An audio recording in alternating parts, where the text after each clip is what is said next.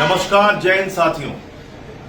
पूरे दुनिया के लिए एक राहत की खबर है कि अमेरिका, ईरान और इजराइल के बीच चल रहा युद्ध 15 दिनों के लिए शांत हुआ है।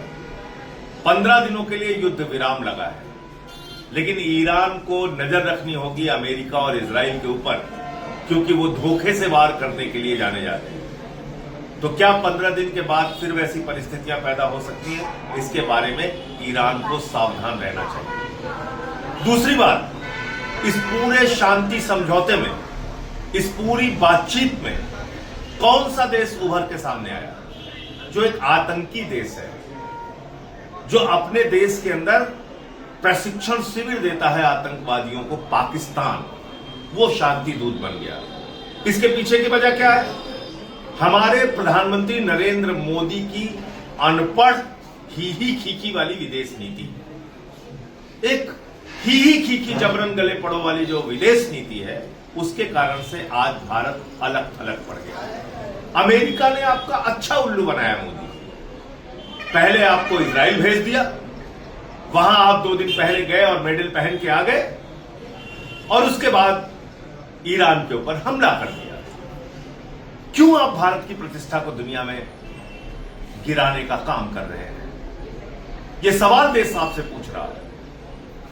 क्यों आप ऐसे काम कर रहे हैं जिससे देश की प्रतिष्ठा गिरे?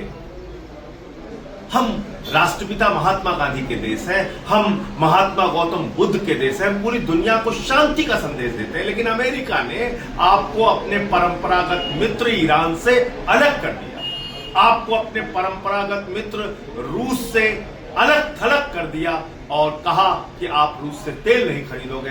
आपने उसके सामने घुटने टेक दिए। ये क्यों कर रहे हैं प्रधानमंत्री? ये इसलिए कर रहे हैं कि उनका दोस्त अडानी भ्रष्टाचार के मामले में अमेरिका में फंसा हुआ है। उनके 2 और करीबी एप्स्टीन फाइल्स में फंसे हुए हैं, और इजराइल के माध्यम से हिंदुस्तान में अपने विपक्षी लोगों के ऊपर नजर रखने के लिए, खुफिया जानकारी इकट्ठा करने के लिए पेगासस का इस्तेमाल करते हैं नरेंद्र मोदी। इसलिए इजराइल की हर बात को मानने के लिए तैयार हो। अरे आप हमसे लड़िए ना, विपक्ष के लोगों से जितना लड़ना है लड़िए, लेकिन देश के प्रतिष्ठा को चोट मत पहुंचाइए। आज एक आतंकी देश वो शांति दूत बना हुआ है, और जिस देश ने पूरी दुनिया को शांति का संदेश दिया, आपकी गलत नीतियों के कारण नरेंद्र मोदी जी, आपकी अनपढ़ ही खीखी और जबरन गले पड़ो की विदेश नीति ने भारत को आज अलग थलग कर दिया। यह हम सब के लिए बहुत दुख और अफसोस की बात है। जय हिंद।